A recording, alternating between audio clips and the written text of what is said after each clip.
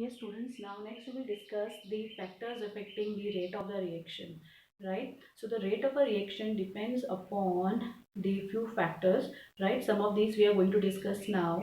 The first one is the concentration of the reactant, right? So the factors affecting the rate of the reaction, the first factor is concentration of reactant, right? So it has been observed that when we have got a good amount of the reactant, right, the rate of the reaction is going to increase, right? So we can say here that with increase in concentration of reactant, with increase in concentration of reactant, rate of reaction increases, right? We can take an example here that if we are burning wood and charcoal, wood or charcoal with oxygen, yeah, air. Now if there will be rich supply of air, right, air is a reactant here, wood is also a reactant here. If we have got a rich supply of oxygen here, what will happen? The rate of burning will be definitely high, it will be more, right? So with increase in the concentration of the reactant, there is increase in the rate of the reaction. Now second is the nature of reactant and product, right students? So nature of reactant and product means that whenever reaction proceeds, right, what happens? There is a breaking down of the bonds of the reactant, and there's a formation of new bonds of the product. We can say that on the one side there's a breaking of bond, old bonds are breaking down, and on the other side the new bonds are being formed. Now nature of the reactant product means if the reactant tendency will be more to get the old bonds broken down easily, right? Right, and the products are formed by easily forming the new bonds, right? This will depend upon the nature of the reactant and product. So the rate of the reaction is going to increase. That means the reactant tendency to increase the rate of the reaction should be, we can say, ease of breaking of old bond should be high, right? It should be high. And the ease of forming of new bond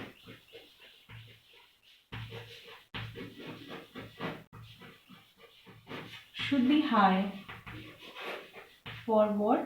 For the product, right? I think this is clear that ease of the old bond breakage will be the nature of what? It will be the nature of the reactant, right? And forming of the new bond will be the nature of the product, right? And in this way, if it is high, both are high, definitely the rate of reaction increases, right? That means they are going to affect the rate of the reaction. Student, now the next important factor on which it depends is the temperature. Now, with increase in temperature, whether it is exothermic or endothermic reaction, it has been found that the rate of the reaction is going to increase. For every 10-degree rise in temperature, the rate of the reaction gets doubled. Now, this is very important that here for every 10-degree rise, rate of the reaction gets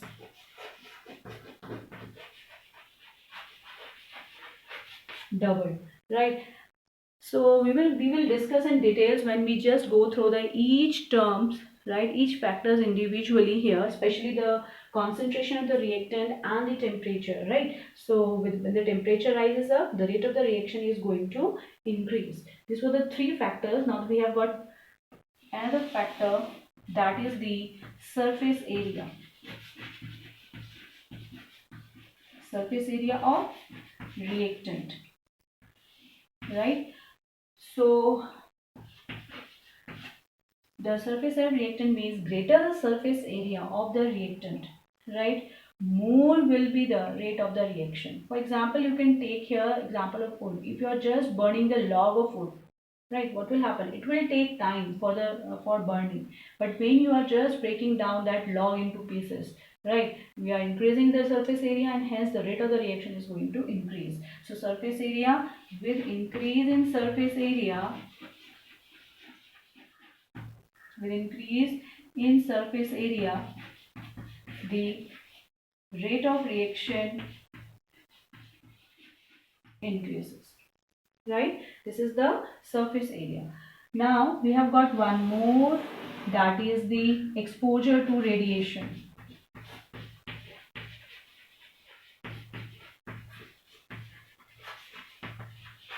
Now exposure to radiation means that when a reaction is carried out in presence of sunlight or in presence of UV light, especially if we take the photochemical reaction, the rate of the reaction is going to increase there a number of time, right? So the photons which are coming, striking or coming, falling on the reactant will just get the energy transferred to them, right? So the rate of the reaction is increased. So it has been found that if the rate of the reaction, right, photochemical reaction get increased, right, when the ultraviolet rays falls on it, and it the rate is not being affected too much when the infrared rays falls on it. Right, students, the infrared rays are of the energy order is of nearly 60 kilojoule per mole, whereas of that of the uh, ultraviolet radiation is in the range of 420, right, kilojoule per mole. So that's why, so exposure to the radiation, so whenever the reaction is subjected to the radiation, the rate of the reaction is going to increase. So rate of, especially we consider it to be the photochemical reaction, right, increases. This is the energy of the photon bundle, right? A single photon which will be transferred to it, right? So in just we just at the conclude here that the rate of the reaction is going to depend upon the first factor is the concentration of the reactant, right? It will depend upon the nature of the reactant and product, right? It will depend upon the temperature of the reaction at which it is being carried out. It will depend upon the surface area of the reactant, right? And it will also depend upon the exposure to the radiation. So students, we will discuss the concentration of the reactant, right, and the temperature factor in details, right, where individually, right, in the next topic. So till then, just get it prepared that on which factors the rate of the reactions is going to depend.